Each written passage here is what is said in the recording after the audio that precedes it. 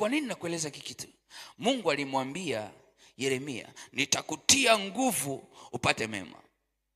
Nitakutia nguvu upate mema, usipate shida. Kwa sababu unaona, akianza kuona anasema ole wangu mama yangu, ni kama anaanza kujutia hata mazingira ya kuzaliwa. Ukiendelea kusoma ile sura ya 20 unakutana na mazingira ambayo Yeremia analaani mpaka siku yake ya kuzaliwa, analaani mpaka watu waliopeleka taarifa kwa baba yake kwamba amezaliwa, analaani mpaka tumbo lililombeba tumboni mwa mama yake analilaani. Kwa nini? Kwa sababu ya mazingira anayopita. Unaweza ukalaani mpaka watu ambao hawana tatizo lolote kwa sababu ya mazingira. Nipo hapa kwa ajili ya kueleza maisha yako yanamtazama Mungu peke yake, hayamtazami mwanadamu. Wewe mwambie Mungu, nitie nguvu nipate mema. Yote ambayo umeyakusudia kwenye maisha yangu niyaone kwa macho yangu. Nitie nguvu nipate